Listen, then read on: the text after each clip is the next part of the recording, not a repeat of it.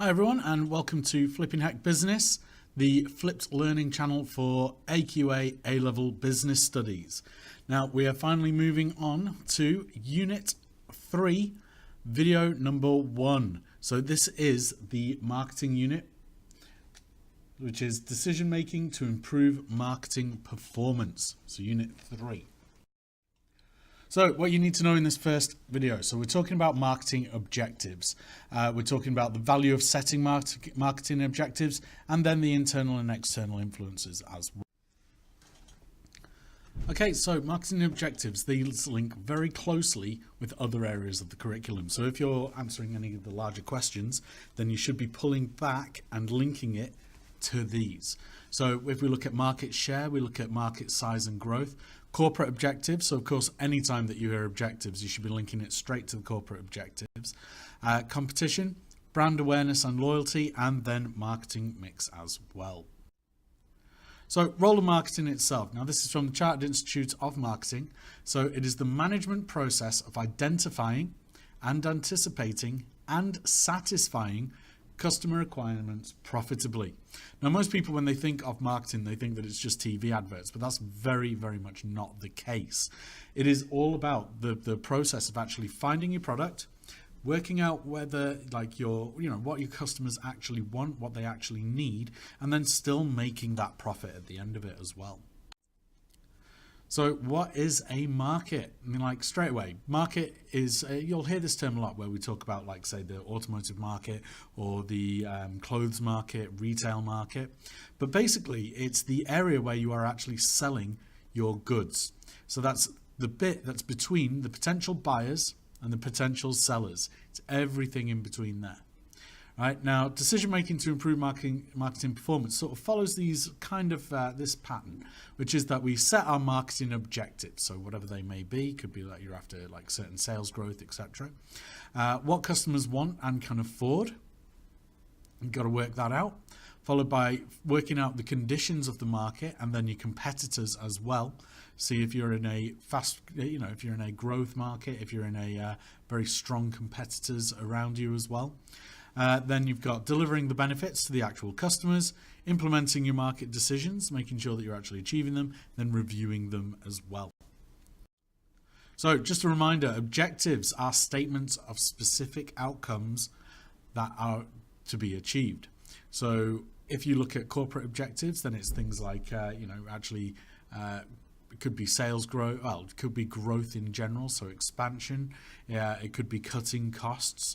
So then the objectives fall into it to help achieve that actual mission.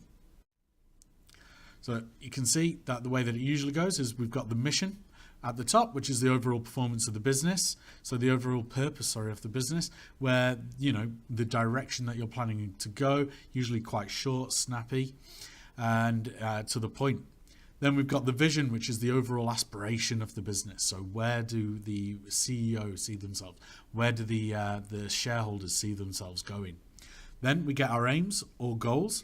So general statements of what their business intends to achieve. So again, a little bit more detailed. And then we get to our objectives, which are very precise, very detailed statements. And these can then get developed further and further and further as you go down the lists of employees and down the list of hierarchy. So a few marketing objective examples. So we've got things like sales volume, which is usually measured in how much is spent on a product. So e.g., you're trying to get sales of £50,000 or you're trying to get like £10 million worth of sales over the next year. Right? Then you've got sales volume. Now, this is where you're looking at the actual number of units sold. So you might be looking at, maybe you are putting in a sale, so you're not expecting to be making quite as much in sales or as much profit, but you are looking at shifting a certain number of units. Right? Then we've got sales growth.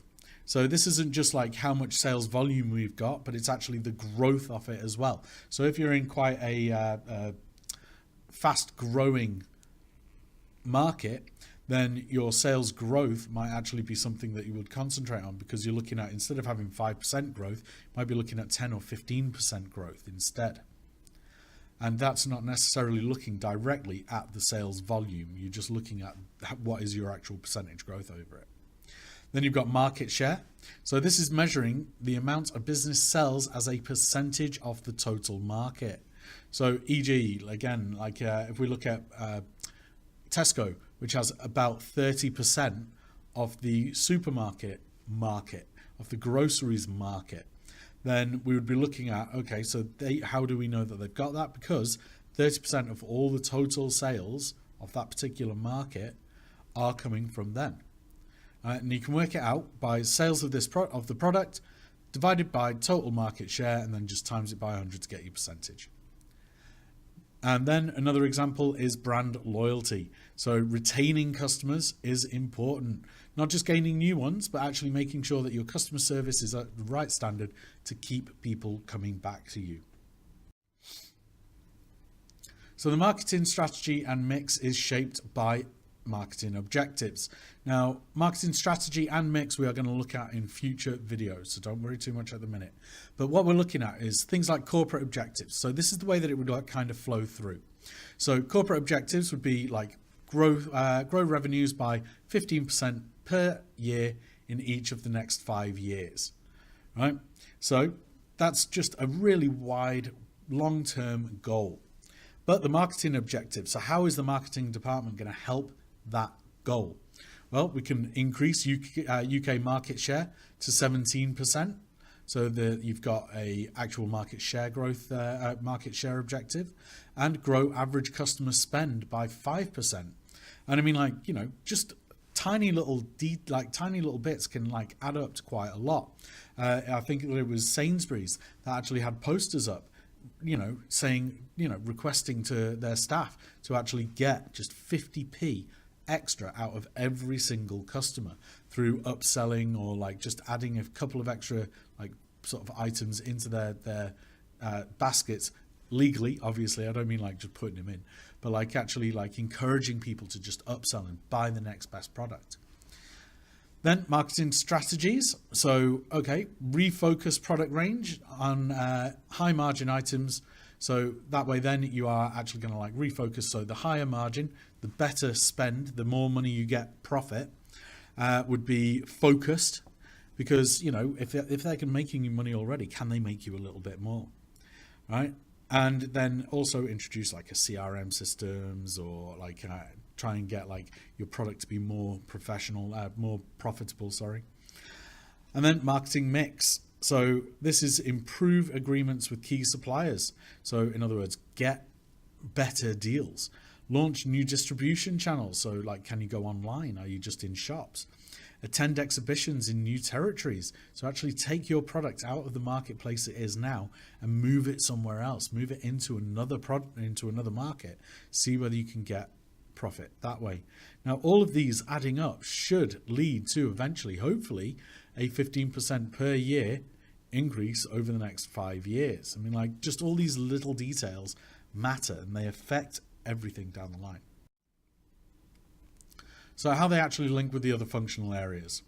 So example of the functional change, so how it supports marketing. So we've got like raising finance, so you can invest in new products. You've got quality insurance and lean production, again, another area that we're going to look at to improve product quality and profitability as well. And then training program for staff, so that's HR. Then you've got improved quality of customer service, and then allocate specific production for new retail customer, means that you can expand product distribution and increase sales. So really you're looking at like, you know, better finance. Again, there's that link. Then we've got better quality. So there's ops. We've got better training, which is our HR. And then new retail is our sales departments. So why do we actually set, you know, why do we bother setting marketing objectives in the first place? So straight away, it means that all of our corporate objectives are going to be in line with the function, so with marketing, right? Making sure that they are moving towards that actual aid of hitting the company's overall objectives. It provides a focus, so it means that, like, you know, the marketing department actually has a target to aim for. Provides incentives. and a measure of success or failure. So again, it can be actually measured, and all objectives need to be something that can be measured and re-looked at and then improved on. And then it also establishes priorities for marketing resources and effort. So make sure that everybody's working towards the right goal and the same goal, which is ultimately the company goal. So a few problems though. So it could be that the external environment is just too fast changing, like we've got legislation changes which might impact an entire market, or new competitors entering the market as well. So for example, we've got like Huawei into the phone market in the UK, but again, we're still trying to work out whether they are like actually a feasible competitor at the minute, especially with like companies such as BT who are shutting them down as just because of the political aspect of them as well, which I would recommend that you go and look on the news at the minute for Huawei, and their political standpoint on what's actually occurring regarding China. There could be conflict between marketing objectives. So if you're trying to increase your market share by cutting prices, well, that might not actually work, because if you're trying to get an increased market share, well, that means that your sales need to go up. But if you're cutting prices, then you're not going to be earning as much money. So you won't gather all of that cost, all of that revenue, sorry. Easy to be ambitious with marketing objectives as well. I mean, like saying, right, well, we're going to grow market share, but you haven't actually got the resources to put into place. Say you're not running a full marketing campaign, or you're like trying to actually cut costs. Well, just going, right, well, we're going to grow our market share. Well, that's not feasible. That's not something you're going to be able to do. You need to be far more realistic. Right, now these are some examples of marketing objectives. Now, I'm not going to go through these all, but I want you to have a look at them and just sort of have a look at the objective, and then also like have a look at an example of like actually marketing the objective. So, I mean, like we've got it here, maintaining or increasing market share. Nice, simple one. It's what most companies are looking for. Well, how are we going to achieve that? So achieve revenue growth of 20% per year for the next 4 years. So, you know, that seems quite high, but it is possible. Increase market share in the UK by 5%. Well, yeah, 5%, perfectly reasonable. Add 1,000 new customer accounts, generating at least £100,000 per account within 4 years. So again, 1,000 people just sort of being added onto a company's accounts actually isn't a huge amount. I mean, like, especially over the next 4 years, it's only 250 per year. But of course, it depends on the product, it depends on the market, etc. Again, we look at innovation, develop and launch at least 25 new products. Well, you know, again, that's actually quite high. Maybe you can, maybe you can't. You've got to be able to use the resources for it. Grow average first-year sales of new additions by 25% in the higher education sector, right? So in other words, like, you know, companies such as universities trying to get more people in, well, how are they going to be able to do it? Have they got the actual function to do that? Things like meeting customer needs, entering a new market or getting a new market position. So supply minimum 50,000 trial downloads per month. Recruit 5 distribution agents. Like, these are all things that can be done, and this is how the marketing department can actually help you. So the actual like internal influences themselves. So like we talked a little bit about like external. So think about the size of the market, competition, etc. But now there are some internal as well. So corporate objectives themselves, they're the most important internal influence. I mean, like they are what decide what marketing objectives you're actually going to do. Are they going to be in conflict, or are they going to follow suit? Finances, obviously, if you've got no money to actually run a big, massive ad campaign, or to produce a new product, or to even change your prices, then you need to re-establish or re-look at what you can actually do regarding your actual marketing objectives. Right? Human resources, so you need to have the actual people in place as well, with the right quality, right capacity of the workforce, making sure people are motivated and well trained. Operational issues, so things like operations obviously always has a key role, but it could be regarding cost, it could be regarding quality. Is there effective capacity management? So is there enough people working? Is there enough ability of the company to actually produce what is required of it? So if you're going to add new products in, can you do that easily? And then also our business culture. So a lot of people do overlook this, and that's in a market orientated business. They're always looking for a way to meet the consumer needs.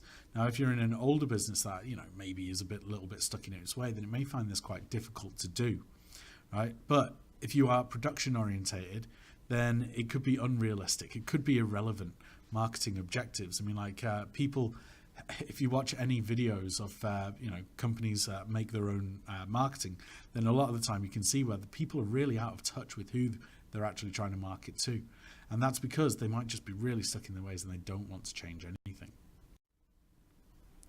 So again, here's a couple of externals. So we've got economic, we've got competitor, we've got market dynamics. So again, have a read of these.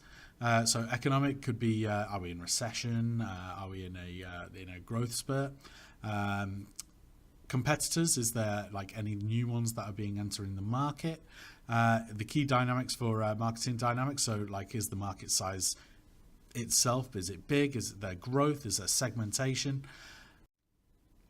Technological changes, so like, is there anything new coming into your market that is going to allow you to change your product life cycle, or are you going to be able to produce anything new? Social and political change as well. So I mean, like, are tastes changing? Are customers requiring new things? I mean, like, if you look at environmental issues at the moment, then you can actually see the need for people to move away from plastics to paper or to recyclable material. Right, okay, thanks very much for watching. So if you liked this video, please leave a comment below. Video 2 will be following shortly. Make sure you give it a thumbs up, make sure you subscribe, and also turn on your notifications. Thanks very much, folks. Bye.